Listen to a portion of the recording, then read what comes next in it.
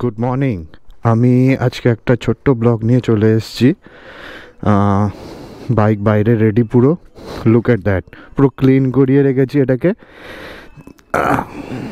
কারণ হাল খারাপ ছিল, ধুলো খুব তাড়াতাড়ি টানে। তো আজকে এই ব্লগের পিছনে ছোট্ট একটা কারণ বলবো না, একটা বড় কারণ আছে। তো বড় কারণটা হলো কি, সবারই একটা ইচ্ছে থাকে কি বাইক নিয়ে রাইড করব, ঘুরতে যাব।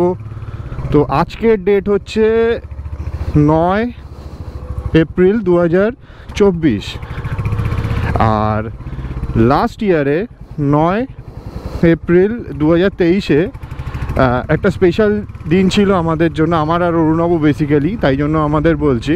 সেই স্পেশাল দিনটা কী ছিল, আমরা গুরুদম্বার লেকে উঠেছিলাম আজকের দিনে ঠিক। তো ওইটা ক্লিপ আমি দেখিয়ে দিচ্ছি, একবার দেখো।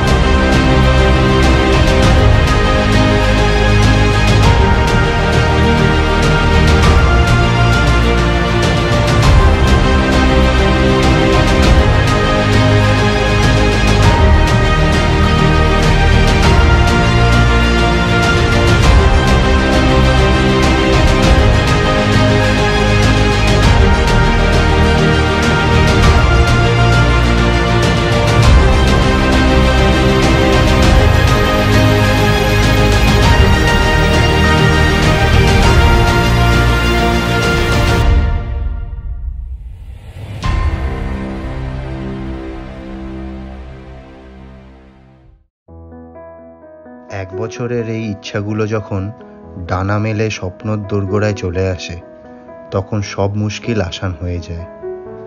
সব নেগেটিভিটির সঙ্গে লড়ার একটা অদ্ভুত শক্তি চলে আসে। After all, this is the lifetime achievement, top of the world feelings, 17,000 feet, Gurudongmar lake.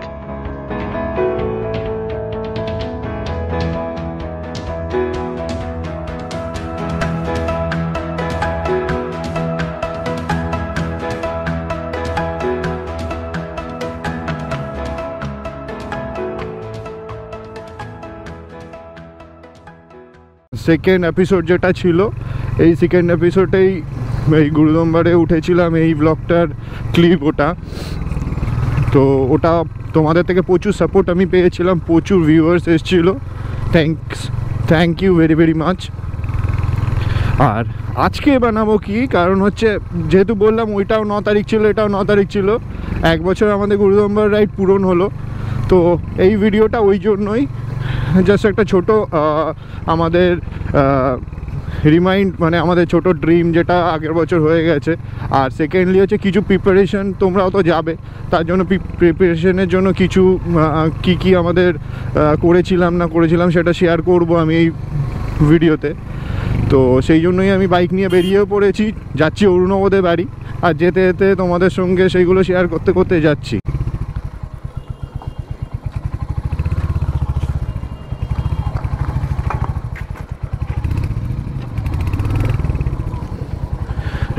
ওরে বাপ, এখানেই তো গুরুদম্বারের অফ রোড হয়ে গেল।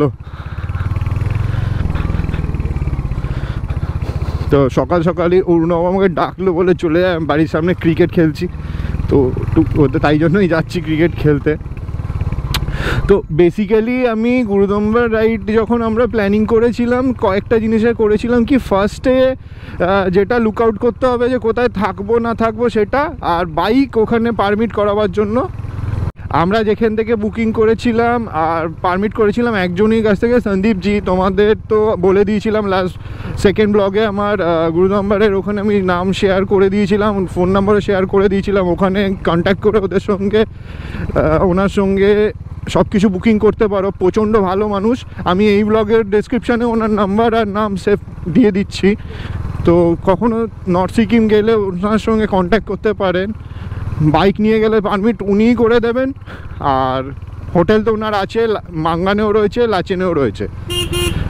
লাচুংয়ে আমি জানি না আছে কিনা, কারণ আমাদের ব্লগে যখন মানে আমি যখন গিয়েছিলাম তখন লাচুংয়ে আমরা ছিলাম না, লাচিন থেকে আবার ব্যাক করে এসেছিলাম। আর মাঙ্গানে আমাদের হোটেল বুক ছিল, কিন্তু আনফর্চুনেটলি আমরা মাঙ্গানে থাকতে পারিনি। তো সেইটার কারণ তো তোমরা জানোই।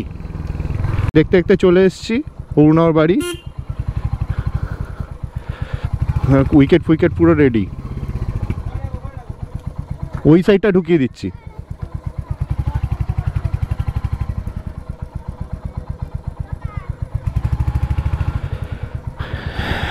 পুরো ছোটকু ছুটকু সব। খেলতে খেলতে বৃষ্টি এসে গেছে, তো বৃষ্টি আসার পরে আমাদের খেলাও তো বন্ধ হয়ে গেছে। তো বন্ধ হয়ে যাওয়ার পরে আমি সব বাইক বার করে, সব ক্যামেরা বার করে, হেলমেট থেকে আমি প্যাক করে চলে এসেছি। এই ভিডিওটা আমি যেতে যেতেই ভাবছিলাম করব, তো পসিবল হয়নি বৃষ্টির মধ্যে। ক্যামেরা আমি ব্যাগের মধ্যে নিয়ে নিয়েছি, তো বাড়ি চলে এসেছি। বাইরে বৃষ্টি পড়ছে এখন, আর বিকালের দিকে বেরোবো ভাবছি একটুখানি। তো বেসিক্যালি আমি লাস্টে যেটা আমি বলছিলাম কি, আমাদের মাঙ্গানে হোটেল বুকিং ছিল, তো মাঙ্গানে আমরা থাকতে পারিনি, কারণ হচ্ছে আমরা লাচেন থেকে ব্যাক করছিলাম, প্রচণ্ড বৃষ্টি নেমেছিল। সেই বৃষ্টিতে আমরা এগোচ্ছি। তো তুম চেকপোস্টে বেসিক্যালি হয়েছিল কি, ওখানে পুলিশরা বলেছিল আগে যেতে না, কারণ হচ্ছে সামনে একটা নাগা ফলস আছে, ওখানে এতটাই জলের স্রোত যে বাইক নিয়ে যাওয়াটা পসিবল না। তো বললো তার আগে নাগা ভিলেজ আছে, ওখানে থেকে যেতে। তো আমরা প্ল্যান করেছিলাম, তো আমাদের যে সঞ্জীবজি, ওনাকে ফোন করেছিলাম, তো নাগা ভিলেজে একটা আমাদের হোমস্টের ব্যবস্থা করে দিয়েছিল ইনস্ট্যান্টলি। তো আমরা সেইভাবে বেরিয়ে গিয়েছিলাম।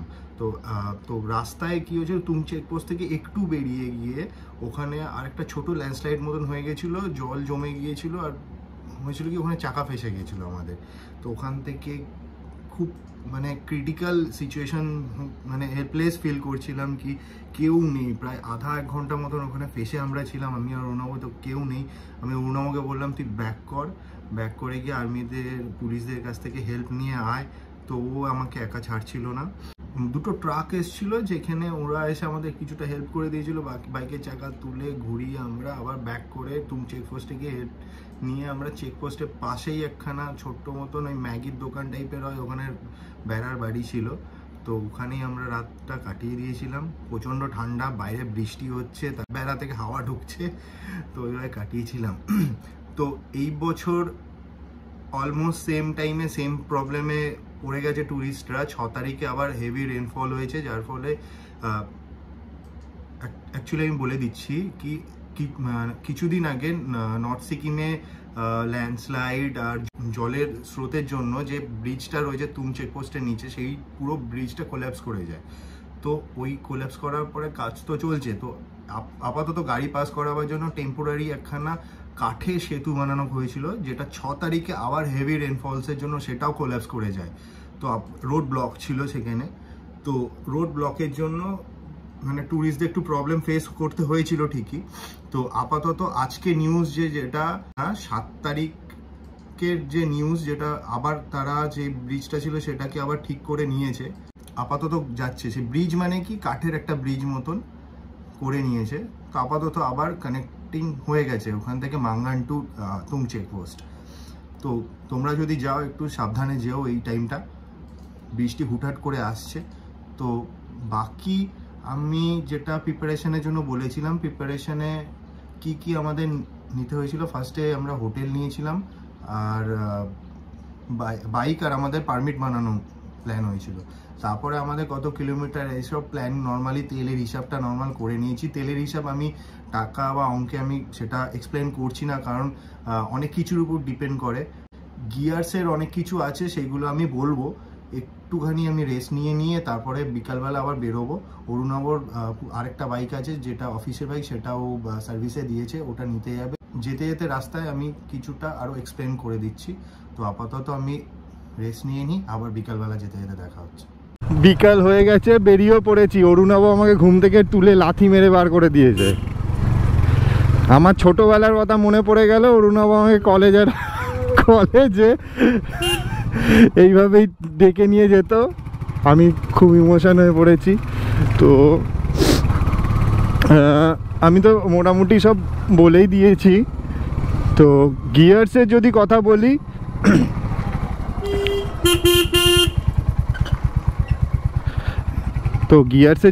বলি, তো একটা রাইডিং জ্যাকেট, একটা ভালো হেলমেট আমি বলবো মাস্ট। নি গার্ড একটা মোটামুটি কিনে নেওয়া বেটার। আর আমি আরেকটা জিনিস বলবো, যদি নর্থ সিকিম যাচ্ছ, যেহেতু অফ রোডিং বেশি, একটা ভালো রাইডিং শু বা সেফটি বুটস বলা যেতে পারে কিনা বেটার হবে। স্নিকার্সটা অ্যাভয়েড করলেই বেটার। বিকজ কি আমি ফার্স্টে ভেবেছিলাম যে আমার স্নিকার্স পরেই যাব, কিন্তু অরুণাবু আমাকে জোর করিয়ে একটা রাইডিং শু কেনালো। আমারটা কিসের কোম্পানি যেন, সোলেসের জুতো। বাট একটা ফোন এসছে।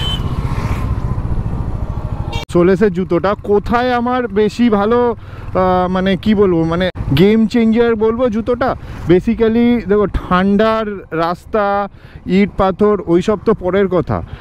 গেম চেঞ্জিং ব্যাপারটা এসেছিলো যখন আমাদের গাড়ি ওই তুং চেকপোস্টের পরে, যখন আমাদের গাড়িটা আটকে গেছিলো জলকাদার মধ্যে। ওখানটা এতটা জল জমে রয়েছে আর পাক জমে রয়েছে, সেখানে আমার জুতো পা সব জলের ভিতরে ঢুকে গেছে। ওখানে যদি আমার ঠান্ডার মধ্যে স্নিকার্স থাকতো, ওই কাদা থেকে যখন আমি পাটা তুলতাম, আমার স্নিকার শুদ্ধ ওই জলের মধ্যে থেকে যেত। যেখানে এই শু যেটা রয়েছে আমার রাইডিং শু, মানে মালুমই পড়েনি, 1 ফোঁটা জল পর্যন্ত ভিতরে ঢোকেনি। আর আমি রেকমেন্ড করবো যে একটা রাইডিং শু, নি গার্ড যদি রাইডিং প্যান হয় খুব বেটার, বাট নি গার্ড যদি হয় তো ভালো কাজ চলে যাবে। কিন্তু রাইডিং জ্যাকেট, একটা ভালো গ্লাভস আর একটা ভালো হেলমেট আমি বলবো। আর যদি রাত্রেবেলা বেরোয় তো একখানা, আমার প্রবলেম হয় রাত্রেবেলা অন্ধকারে একটুখানি ভিজিবলে প্রবলেম হয়। তো আমি বলবো যে আমি যেটা ইউজ করেছিলাম, ইয়েলো কালারের যে ডে নাইটের যে সানগ্লাসগুলো পাওয়া যায়, ওই সানগ্লাসগুলো যদি কিনে নিতে পারো ভালো কোম্পানি দেখে তো বেটার। ওই সানগ্লাস থাকলে, ইয়েলো কালারের গ্লাসের সানগ্লাস থাকলে খুব একটা প্রবলেম হয় না। হোটেলস যেটা আমরা করেছিলাম, আমাদের প্ল্যানটা ছিল, আচ্ছা 1 সেকেন্ড, এই কোথায় যাবো এখন? ওই অ্যাক্সিস কোথায় যেন, পাওয়ার হাউসের ওখানে। তো যেটা আমরা বলবো যে আমাদের হোটেল যেগুলো বুকিং ছিল, সেটা আমাদের প্ল্যান অনুযায়ী আমরা রাত্রিবেলা 12টার সময় বেরিয়েছিলাম। 6 তারিখ বেরিয়েছিলাম না আমরা? 7 তারিখে ওকে, 6 তারিখ রাত হয়ে 7 তারিখ, যেটা রাত্রিবেলা আমরা 12টায় বেরিয়েছিলাম। শিলিগুড়ি পৌঁছেছিলাম। 600 কিলোমিটার অ্যাপ্রক্স মতন লেগেছিল, 650 কিলোমিটার মোটামুটি অ্যাপ্রক্স মতন লেগেছিল। ফার্স্ট ডে ওখানে গিয়ে আমরা ক্রাউন লজে আমরা স্টে করেছিলাম। তো ওখান থেকে আমরা পরের দিন বেরিয়েছিলাম মাঙ্গান থেকে পারমিট কালেক্ট করে। সন্দীপজিৎ থেকে লাচেন পৌঁছে গেছিলাম আমরা, লাচেনে থেকেছিলাম। লাচেন থেকে পরের দিন গুরুদম্বার ঘুরে আবার লাচেনে ব্যাকপ্যাক প্যাক করে আমরা মাঙ্গানে আসতে পারিনি, আমরা তুং চেকপোস্টেই গেছিলাম। তারপর ওখান থেকে আমরা ত্রিবেণীতে বেসিক্যালি তো জানি না এখন কি সিচুয়েশান। লাস্ট অবধি তো শুনেছিলাম ওখানে জল উঠে রয়েছে, ওখানে আর টেন্ট ওইখানে থাকতে পারছে না লোক। তো আপাতত জানি না কি সিচুয়েশান। তো ওখানে আমরা ছিলাম। তারপর ওখান থেকে Malda to back to Kolkata. আর সেফটির বলতে আমরা কি নিয়েছিলাম, গিয়ার্স বাদে আমার ওখানে একটুখানি অক্সিজেনের প্রবলেম হয়েছিল। তো তার জন্য একটা অক্সিজেন ক্যান নিয়েছিলাম ছোটো মতন, কোকা 30 নিয়েছিলাম, তোমরাও ক্যারি করো কোকা 30। আর একটা মেডিসিন কী ছিল, ওই ডায়ামক্স। আর সেকেন্ডলি আমি বলে দিচ্ছি যে ঠান্ডার জন্য ওখানে হয়েছিল কি, দেখো বেসিক্যালি আমরা গিয়ার্স পরে রয়েছি, গিয়ার্সের সঙ্গে তো সব কিছুই ছিল আমাদের লাইনার, তো তাও আমরা একটা করে উলিকটের গেঞ্জি, উলিকটের প্যান্ট নিয়ে গিয়েছিলাম। আমি যেহেতু রাইডিং প্যান্ট পরিনি, জিন্সের তলা একটা উলিকটের প্যান্ট পরেছিলাম, অরুণাবও রাইডিং প্যান্ট ছিল, ওর পরতে লাগেনি ওর নিচে। আমি ওখান থেকে একটা 200 না 250 টাকার একখানা ওখানকার একটা গ্লাভস কিনে নিয়েছিলাম, যেটা আমাকে পুরো কাজ দিয়ে দিয়েছে, যেটাতে কোনো প্রবলেমই হয়নি, ঠান্ডা পুরো স্মুথ গেছি আমি। মাঙ্গান অব্দি মোটামুটি ঠান্ডা ছিল, গ্যাংটকে একদমই ঠান্ডা বললো ছিল না ওই টাইমটা। আর বেশি ঠান্ডা ছিল লাচেন, প্রচণ্ড ঠান্ডা ছিল। পারলে তোমরা একদিন ওখানে স্টে করে নেবে। তোর বাইক রেডি হয়ে গেছে, ওই যে। তো এইসব তো গেল, কি গিয়ার্স নেব, কি প্রিপারেশন নেব, বিপদ আপদ সব কিছুই নিয়ে চলতে হবে, একটুখানি দেখে শুনে গাড়ি চালাতে হবে, কারণ অনেকটাই জার্নি, অনেকটাই দূরে যাচ্ছে সবাই। আমরাও গেছিলাম, তোমরাও যাবে, আর অনেকে এর আগেও গেছে, আবার যাবে, তো দেখে শুনেই একটু চালাতে হবে, আর কিছুই না। মেনলি ব্যাপারটা হচ্ছে কি বলো তো, যে ফিলিংসটা একটা পাহাড়ে চালাবো, সবার একটা, সব বাইকার্সদের একখানা ড্রিমস থাকে যে পাহাড়ে চালাচ্ছি, পাহাড়ে চালাবো, এইরকম একটা স্নো ক্যাপ মাউন্টেন দেখবো, তার সামনে দিয়ে ফটো তুলবো, রিলস বানাবো, ব্লগ বানাবো, এটা একটা আলাদা অনুভূতি। সেই অনুভূতিটা কি করে শেয়ার করব সেইগুলো তো জাস্টিফাই করা যায় না যে এইভাবে করব। এই আর কি, সব কিছু মাথায় রেখে চলতে হবে, আর সব কিছু একটা ভালো ফিলিংস। আমি নিজেও জানতাম না যে উঠে যাব বাইক নিয়ে ওখানে। বাড়ি গিয়ে আমি সব গিয়ার্সগুলো এক এক করে দেখিয়ে দেবো। কিছু গিয়ার্স নতুন কেনা হয়েছে, যাব যখন আগে তখন দেখতে পাবে। আর বাকি কি ইউজ করেছিলাম সেগুলো আমি দেখিয়ে দিচ্ছি। আমি বেসিক্যালি নিয়েছিলাম একটা রাইডিং জ্যাকেট, স্কিমিটারের জ্যাকেট, ভেগার একটা হেলমেট ছিল আমার, রাইডিং প্যান্ট তো ছিল না, একটা নি গার্ড ছিল আমার, একটা রাইডিং শ্যু ছিল, গ্লাভস ছিল এক্সরের, একটা পিছনের ব্যাগ বেঁধেছিলাম, আর সামনে একটা রাইনক্সের ট্যাঙ্ক ব্যাগ ছিল আমার। আর তেমন কিছুই ছিল না। রেন লাইনার একটা কিনে নিয়েছিলাম, যেটা কাজে লেগেছিল। রাইনক্সের তো ট্যাঙ্ক ব্যাগের রেন লাইনার দিয়ে দেয়, আরেকটা রেন লাইনার বড় নিয়ে নিয়েছিলাম, যেটা আমার রুকস্যাকটাকে প্যাক করে আমি বেসিক্যালি করেছিলাম কি, রুকস্যাকটাকে একটা প্লাস্টিকে বড় পলিথিনে আমি আগে কভার করেছি, সেটার উপরে রেন লাইনার দিয়েছি, দিয়ে তারপরে সেটাকে আমি বাঞ্জি কর্ড দিয়ে বেঁধেছিলাম। বৃষ্টি আসবার কোনো কথা ছিল না, কোনো আইডিয়া ছিল না, বাট পাহাড়ের রাস্তা, ঠিক বৃষ্টি এসছে, তো সেখান থেকে বেঁচে গেছি। কাপড় শুকনো ছিল, সব কিছু প্রবলেম হয়নি, ঠাকুর করে ভালো করে ঘুরে ফিরেও এসেছি, আর কিছুই না।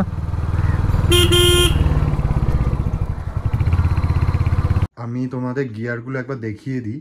তো আমি তখন কিছু জিনিস বলতে ভুলে গেছি, যেমন আমি এইটা গলায় পরার জন্য ডিকাটলেন থেকে কিনেছিলাম, আর গ্লাভসের তলায় পরার জন্য লাইনার টাইপের একটা আমি কিনেছিলাম ডিকাটলেন থেকেই।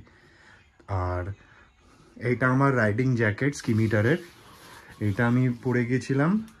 আর এইটা রাইনক্সের একটা গ্লাভস, এটা আমি ইউজ করেছিলাম। সঙ্গে একখানা কাপড়ের নর্মাল গ্লাভসও নিয়ে গেছিলাম, যেটা এখান থেকে যাওয়ার সময় ওখানে আমি এটা পরেই চালিয়েছিলাম।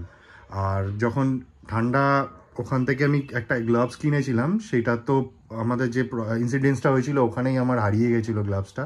আর এই ভেগার হেলমেটটা আমি ইউজ করেছিলাম, ওখানে নিয়ে গেছিলাম, এটা এখনই ইউজ করি আমি, এটা পরে চালাই। আর স্কোইকোর এই নি গার্ডটা আমি ইউজ করেছিলাম, কারণ রাইডিং প্যান্ট ছিল না তখন, এখন কিনে নিয়েছি। আর এটা হচ্ছে রাইনক্সের ট্যাঙ্ক ব্যাগ, যেটা আমি ইউজ করেছিলাম ওখানে। আর যেটা আমি ম্যান্ডেটারি বলছিলাম, এই জুতোটা হচ্ছে সোলেসের এই জুতোটা, যেটা প্রচণ্ড আমাকে কাজে দিয়েছে। এটা পুরো মানে এর উপরে পুরো ডিপেন্ড করে গেছি এখন আমি। তো এই আমার সেট আপ ছিল, এইগুলো নিয়ে আমি মোটামুটি গুরুদম্বার ঘুরে চলে এসেছি। এইগুলো তো দরকারি। আর একটা জিনিস আমি মাস্ট, যেটা আমি বলতে ভুলে গেছি, সেটা হলো রেনকোট। রেনকোটটা অবশ্যই ক্যারি করবে, খুব দরকার। গুরুদম্বার ঘুরে তো চলে এসেছি, 1 বছরও পূরণ হয়ে গেল 9 তারিখ আজকে। তো আমার ফিলিংস যদি পার্সোনালি শেয়ার করতে বলি, মানে শেয়ার করতে বলো, তো পার্সোনালি হচ্ছে বাইক নিয়ে তো লোকালে টুকটাক বাইক চালাতাম, ভিডিওতে ব্লগস দেখতাম যে লাদাখ যাচ্ছে, এখানে যাচ্ছে। আমি কখনো ভাবিনি যে 100 কিলোমিটারও বাইক চালাবো। তারপরে একদিন অরুণবর সঙ্গে প্ল্যান হলো বাইক নতুন, যখন আমি টিভিএসটা কিনি তার আগে তো প্ল্যাটিনা চালাতাম, তো তখন প্ল্যান হলো যে শান্তিনিকেতন যাবো ফার্স্ট। তখন রাইডিং জ্যাকেটটা কিনি আমি, তো ভেবেছিলাম ঠিক আছে একটা রাইডের জন্য কিনি, পরে যদি কোনো দিন কোথাও যাই তো লেগে যাবে কাজে। তো সেই শান্তিনিকেতন থেকে পুরুলিয়া থেকে গুরুদম্বার লেক আমার লাইফের সবথেকে বড় ট্রিপ ওটাই।